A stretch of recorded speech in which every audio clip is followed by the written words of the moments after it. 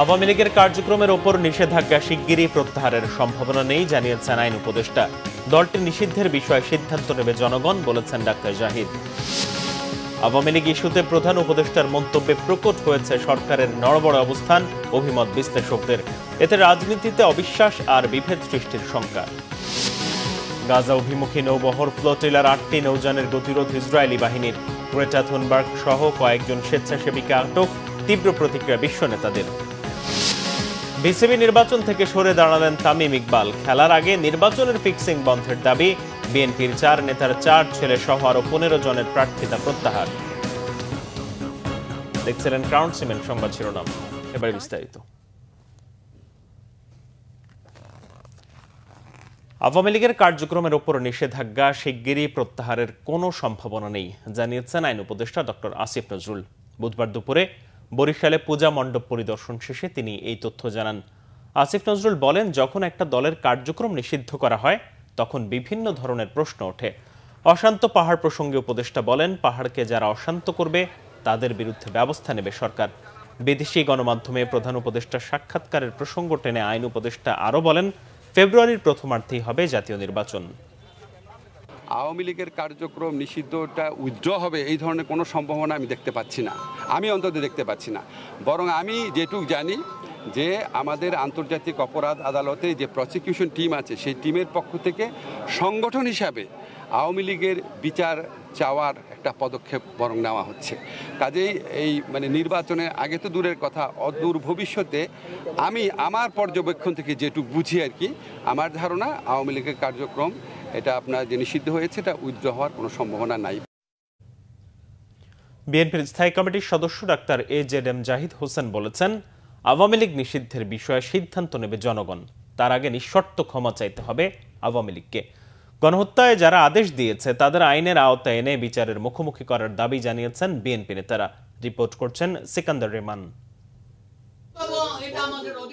জাতীয় প্রেস ক্লাবে এক আলোচনা সভায় বিএনপির স্থায়ী কমিটির সদস্য ডাক্তার এজেডএম জাহিদ হোসেন বলেন, সাবেক প্রধানমন্ত্রী হোক আর অতি উৎসাহী যে কেউ হোক, গণহত্যা যারা করেছে, যারা লুট করেছে তাদের বিচারের আওতায় আনতে হবে।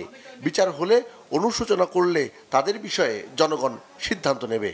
তাদের বিচারের ব্যাপারে বাংলাদেশ জাতীয়তাবাদী দল সবসময়ই সোচ্চার ছিল, এখনও আছে, এবং আমরা বিশ্বাস করি কোনো অবস্থাতে গণহত্যাকারী এবং গণদুশ্মন যারা ছিল, যারা গুম করেছে, যারা মানুষকে নির্বিচারে গুলি করে হত্যা করেছে, যারা মানুষের সম্পদ লুণ্ঠন করে দেশের বাইরে নিয়ে যেয়ে দেশের সম্পদ লুণ্ঠন করে পার করেছে, তাদেরকে বিচার এবং বিচারের আওতায় আনা।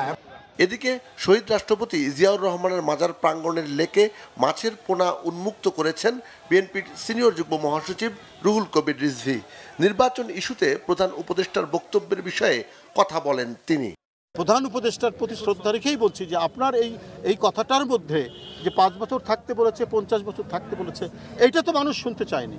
মানুষ শুনতে চায় যেটা আপনি গণতন্ত্রকে শক্তিশালী করার জন্য আপনি কি করছেন, এবং গণতন্ত্রের অত্যন্ত নির্ভরযোগ্য স্তম্ভ হচ্ছে নির্বাচন, অবাধ সুষ্ঠু নির্বাচন। এইটা নিয়ে বিভিন্ন অনিশ্চয়তা তৈরি হবে আপনার কথায়, এটা তো মানুষ প্রত্যাশা করে না। বিএনপি ও গণতন্ত্রের জন্য আন্দোলনকারী শক্তির যে ঐক্য হয়েছিল সেই ঐক্য বজায় রেখে আগামী দিনে স্বনির্ভর বাংলাদেশ গড়ার কথাও জানান বিএনপি নেতারা। সিকান্দার রেমান, বাংলা ভিশন, ঢাকা। যে কোনো সময় আওয়ামী লীগের কার্যক্রম সচল হতে পারে। প্রধান উপদেষ্টার এমন মন্তব্য আওয়ামী লীগ ইস্যুতে সরকারের নড়বড়ে অবস্থান আরও প্রকট করেছে বলে মনে করছেন রাজনীতি বিশ্লেষকরা। এ ধরনের বক্তব্য দেশের রাজনীতিতে অবিশ্বাস আর বিভেদ সৃষ্টি করতে পারে বলেও আশঙ্কা তাদের। নাবিল জাহাঙ্গীরের রিপোর্ট। ব্যাপক আন্দোলনের মুখে গেল 10 মে জুলাই গণহত্যার বিচার শেষ না হওয়া পর্যন্ত আওয়ামী লীগের কার্যক্রম স্থগিত ঘোষণা করে অন্তর্বর্তী সরকার। আওয়ামী লীগের ওপর থেকে স্থগিতাদেশ তুলে নেয়ার সম্ভাবনা নিয়ে সম্প্রতি বিদেশি এক গণমাধ্যমকে দেয়া প্রধান উপদেষ্টার সাক্ষাৎকারের পর থেকে শুরু হয় আলোচনা সমালোচনার ঝড়। বিশ্লেষকরা বলছেন, নির্বাচনকে সামনে রেখে প্রধান উপদেষ্টার এমন মন্তব্যে আওয়ামী লীগ ইস্যুতে অন্তর্বর্তী সরকারের সিদ্ধান্তহীনতার বহিঃপ্রকাশ ঘটেছে। আওয়ামী লীগ কিভাবে রাজনীতিতে ফিরবে বা ফিরতে চায় দায় স্বীকার করে বা ক্ষমা প্রার্থনা করে দেশের মানুষের কাছে যে কোনো বক্তব্য আমরা কিন্তু গত 13-14 মাসে দায়িত্বশীল কোনো জায়গা থেকে সেটা কিন্তু আমরা দেখিনি। সরকার আওয়ামী লীগের প্রশ্ন যে দ্বিধা আছে, দলাচল আছে, অস্পষ্টতা আছে, সেটা মোটামুটি বোঝা যাচ্ছে। দেশের ভেতরে বা বাইরে আন্তর্জাতিক পরিসরে যে এক ধরনের চাপ কাজ করছে, সেটা মনে হয় সরকারের আচরণ, বক্তব্য দেখে এক এক সময় এক এক বক্তব্য থেকে সেটা কিছুটা অনুমান করা যাচ্ছে। ইনক্লুসিভ নির্বাচন তো হবে যারা আসলে রাজনৈতিক দল তাদের মধ্যে। যে রাজনৈতিক দল গণহত্যার অভিযোগে অভিযুক্ত, আপনি কি হিটলারের পার্টিকে নিয়ে জার্মানিতে ইনক্লুসিভ ইলেকশনের কথা কেউ বলে? বলবে নাকি? আন্তর্জাতিক মহলের এইসব বিষয়ে জানার অধিকার আছে। আপনি আন্তর্জাতিক মহলকে তো বলবেন যে কেন আওয়ামী লীগ এই সময়ের মধ্যে আসলে রাজনৈতিক কার্যক্রম পরিচালনা করতে পারছে না বাংলাদেশে। আওয়ামী লীগ ইস্যুতে প্রধান উপদেষ্টার এমন মন্তব্যের ফলে দেশের রাজনীতিতে অস্থিরতা তৈরি হতে পারে বলেও আশঙ্কা তাদের। প্রধানমন্ত্রী শেখ হাসিনার বিরুদ্ধে যে ধরনের আসলে অভিযোগ আছে, রাজনৈতিক দল আওয়ামী লীগের বিরুদ্ধে সেরকম অভিযোগ আছে। এই আইনগত অভিযোগ তাদের নিষ্পত্তি করে এসে তাদেরকে আসলে কার্যক্রম পরিচালনা করতে হবে। সেই কথাটা কেন তিনি বলতে পারেন না কিংবা তিনি বলেন না, সেই বিষয়টা আসলে একটা ধোঁয়াশা তৈরি করছে এবং এখানে এক ধরনের রাজনৈতিক মহলে এক ধরনের একটা অস্থিরতা তৈরি হবে বলে আমাদের ধারণা। ইচ্ছা করলে কোনো পক্ষকে আপনি খুশি করার জন্য আজকের সিদ্ধান্ত নিচ্ছেন, কালকে আবার পরিবর্তন করছেন, পরশুদিন আরেকটা সিদ্ধান্ত নিচ্ছেন। এটা আখেরে এটা সরকারি ভূমিকাকে বিতর্কিত করবে, সরকার নিজেরা অপ্রয়োজনীয় বিতর্কের মধ্যে পড়বে এবং দলগুলোর মধ্যেও একটা বিভক্তি বিভাজন জায়গাটা কিন্তু থাকবে আর কি। জুলাই গণহত্যার দায় স্বীকার এবং বিচারের মুখোমুখি হওয়ার আগে রাজনীতিতে আওয়ামী লীগের ফিরে আসা কঠিন বলে মনে করছেন তারা। বাংলায় যেটা জেনোসাইড। নাবিল জাহাঙ্গীর, বাংলা ভিশন, ঢাকা। দর্শক, আজ দশমীতে দেবী দুর্গাকে বিসর্জন দেবেন ভক্তরা। মর্ত ছেড়ে কৈলাসের স্বামীগৃহে ফিরে যাবেন তিনি। রাজধানীর ঢাকেশ্বরী মন্দিরে এই মুহূর্তে আছেন আমাদের বিশেষ প্রতিনিধি রিশান নাসরুল্লাহ। যুক্ত হব তার সাথে। রিশান, বিজয়া দশমীতে আজকের আয়োজনে কি কি থাকছে, আর দুর্গাকে তো বিসর্জন দেবেন ভক্তরা, তারা কি বলছেন?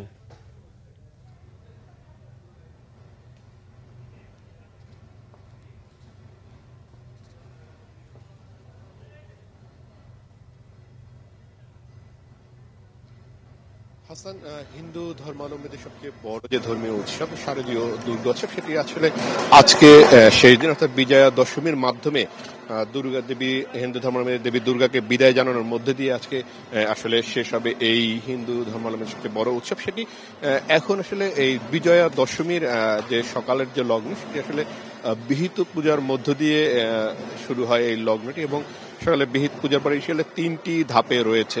বিজয়া দশমীর যে দিনটি সেটি আসলে 3টি ধাপে বিহিত পূজা, তারপরে বিহিত পূজার পরে রয়েছে দর্পণ এবং তারপরে আসলে রয়েছে বিসর্জন। সকালে বিহিত পূজার পরে এখন আসলে আমি যে ঢাকেশ্বরী মন্দির রয়েছে, সকালে বিহিত পূজার পরে এখন কিছুটা ফাঁকা রয়েছে এই জায়গাটি।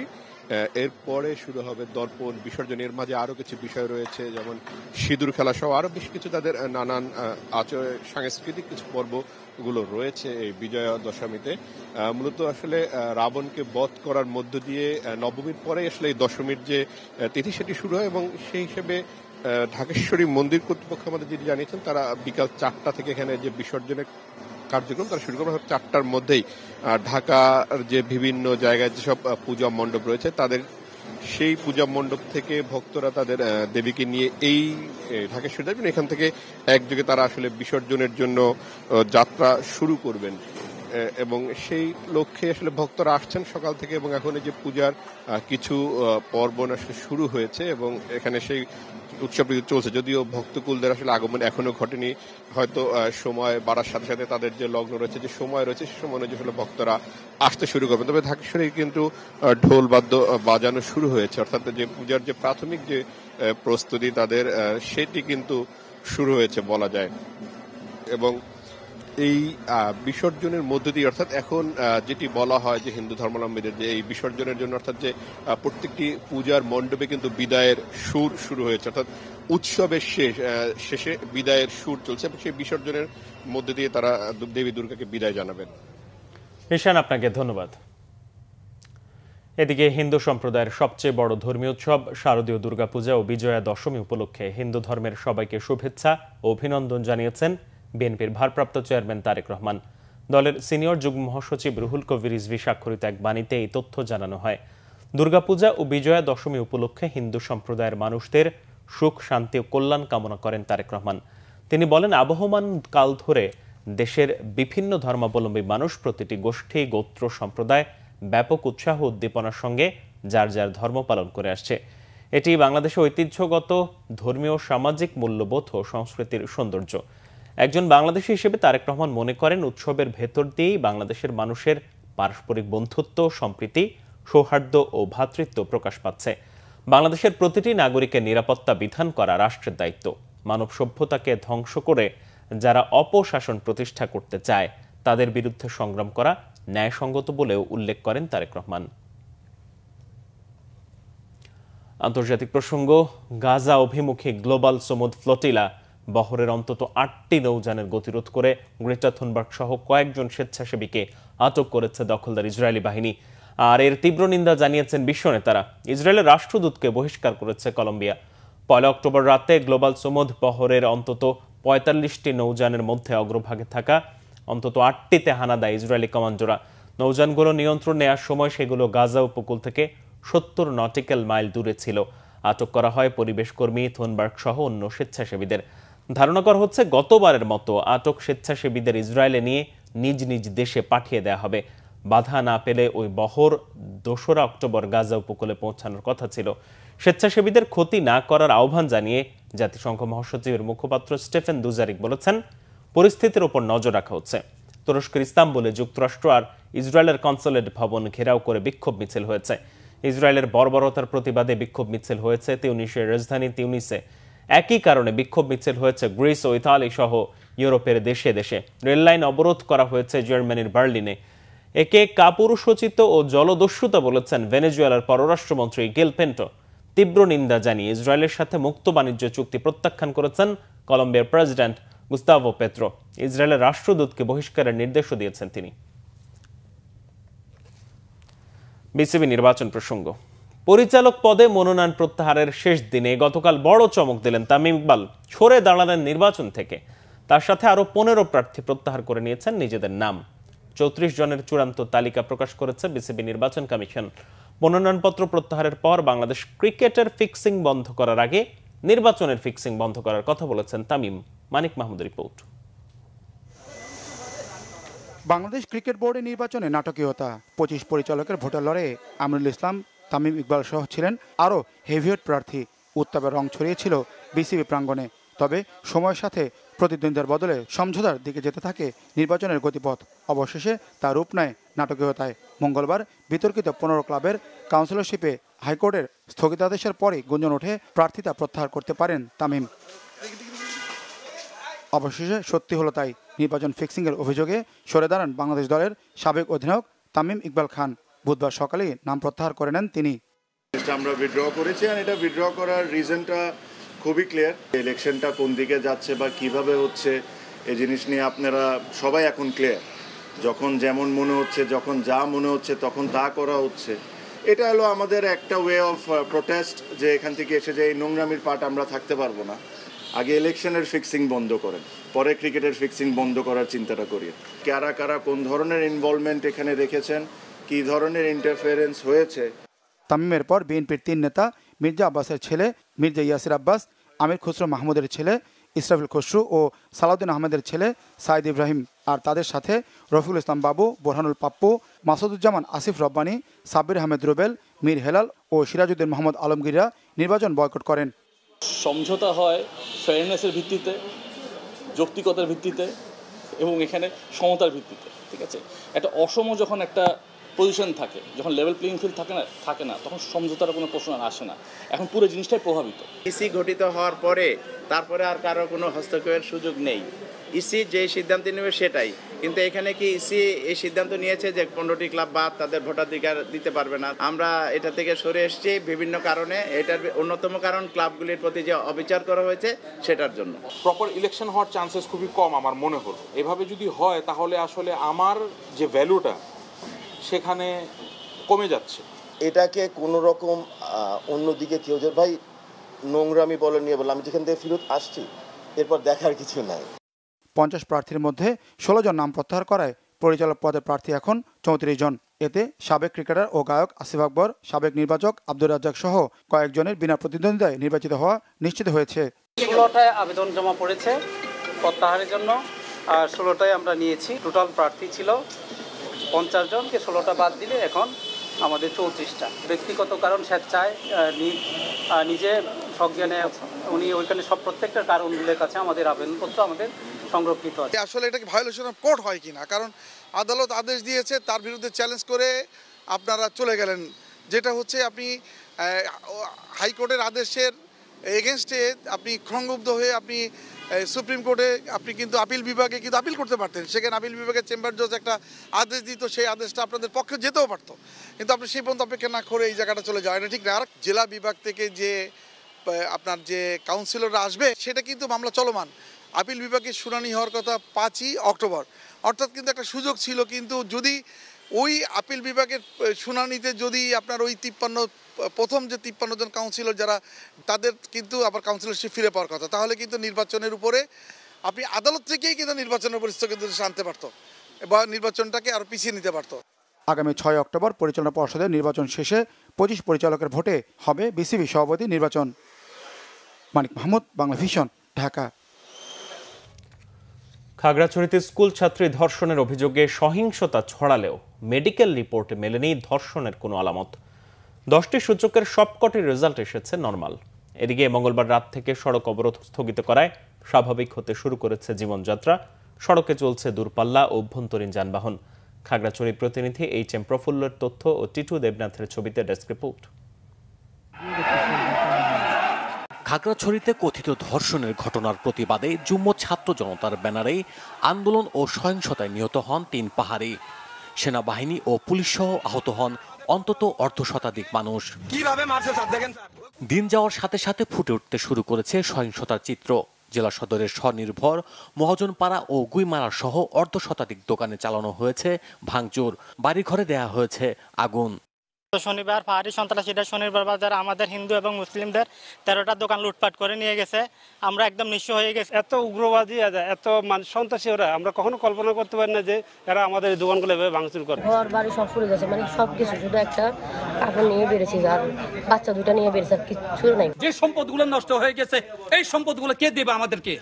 এদিকে ধর্ষণের ঘটনায় গঠিত মেডিকেল বোর্ডের স্বাক্ষরিত মেডিকেল রিপোর্ট বাংলা ভিশনের হাতে এসেছে, যেখানে দেখা যায় ধর্ষণের 10টি সূচকের সবকটি নরমাল।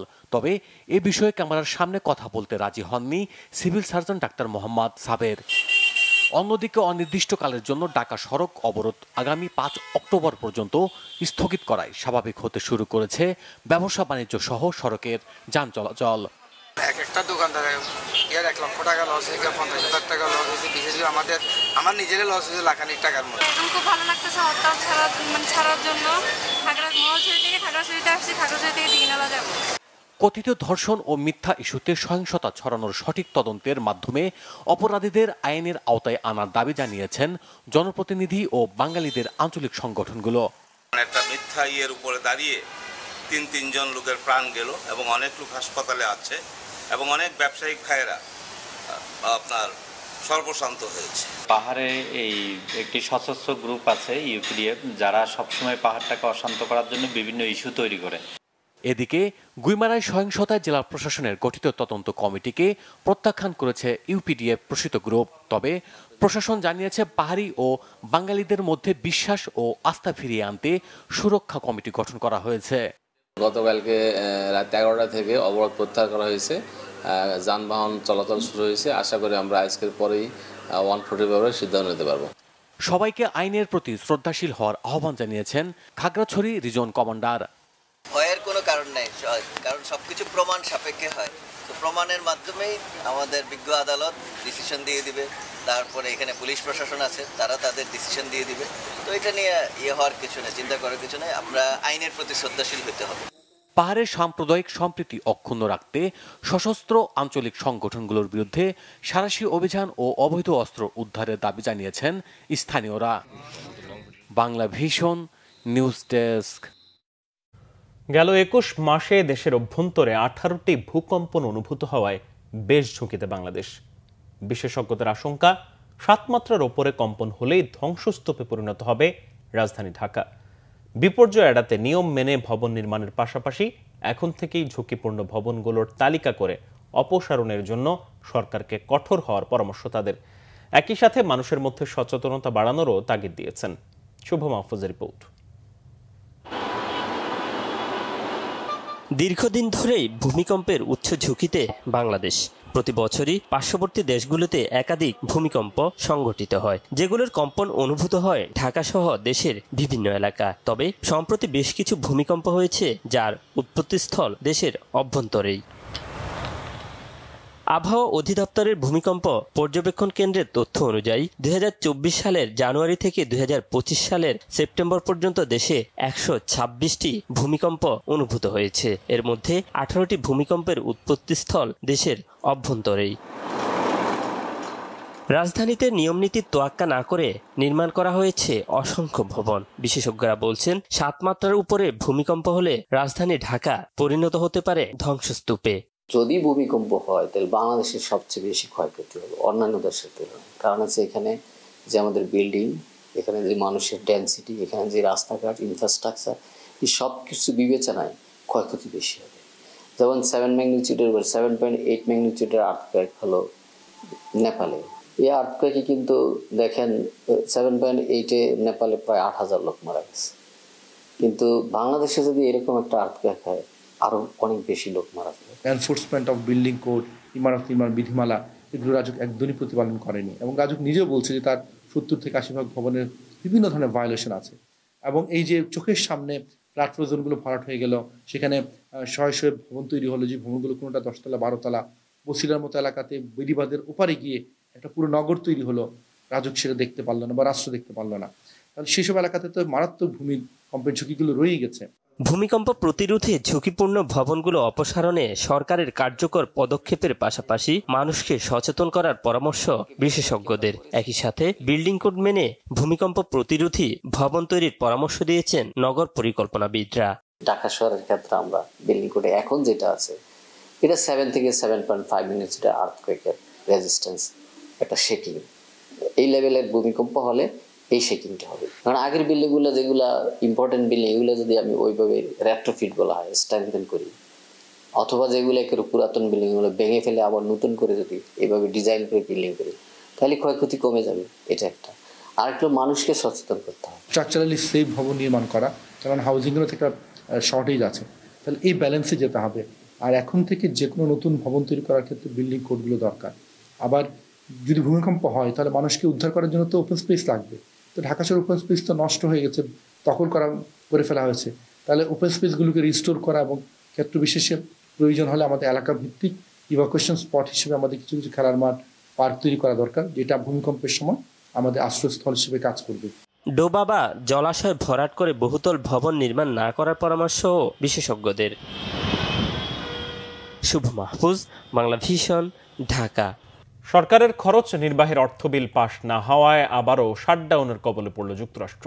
কংগ্রেসে অর্থ বিল নিয়ে সরকার ও বিরোধী দলের মধ্যে শেষ মুহূর্তেও সমঝোতা না হওয়ায় বেতন ভাতা বন্ধ হয়ে দুর্ভোগে পড়বেন লাখ লাখ সরকারি কর্মী। গত 6 বছরের মধ্যে এই প্রথম শাটডাউনের কবলে পড়ল যুক্তরাষ্ট্র। 2018-19 সালে ট্রাম্পের প্রথম মেয়াদে যুক্তরাষ্ট্র শাটডাউনের কবলে পড়ে 35 দিন স্থবির ছিল। সিনেটে অর্থ বিল অনুমোদনের জন্য শেষ মুহূর্তেও ন্যূনতম 60 ভোট জোগাড় করতে পারেনি ট্রাম্পের রিপাবলিকান পার্টি। অর্থ বিলের পক্ষে মাত্র 53 ভোট পড়ায় একে অপরকে দোষারোপ করেছেন রিপাবলিকান ও ডেমোক্র্যাট সিনেটররা। শাটডাউন চলাকালে সংবিধান অনুযায়ী কংগ্রেসম্যানদের বেতন ভাতা অব্যাহত থাকলেও বিনা বেতনে কাজ করতে হবে আইন শৃঙ্খলা বাহিনী ও সেনা সদস্যদের। হোমল্যান্ড সিকিউরিটির প্রধান ক্রিস্টি নোয়েম জানিয়েছেন, বাহিনীর 2 লাখের বেশি সদস্যকে বেতন ছাড়াই কাজ করতে হবে। নিয়ম অনুযায়ী সরকারের খরচ সামাল দিতে চিকিৎসা, ফায়ার সার্ভিস সহ সরকারের জরুরি সেবা খাতগুলো চালু রেখে অন্য সরকারি অফিস আদালত বন্ধ করা হবে। বেতন বন্ধ হয়ে চরম দুর্দশায় পড়বেন সরকারি বিভিন্ন দপ্তরের 20 লক্ষাধিক কর্মী।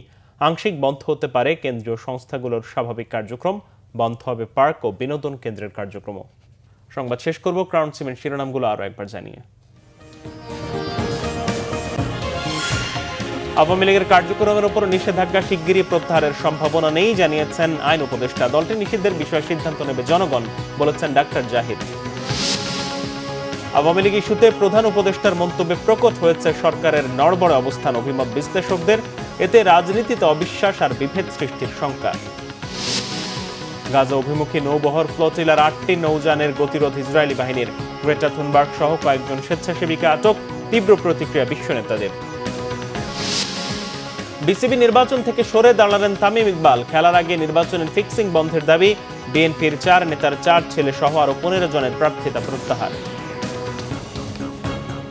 এই ছিল এখনকার মতো। পরের সংবাদ সকাল 10টায়। এর আগে 9টা রয়েছে নিউজ টপ 10 দেখার আমন্ত্রণ রইল।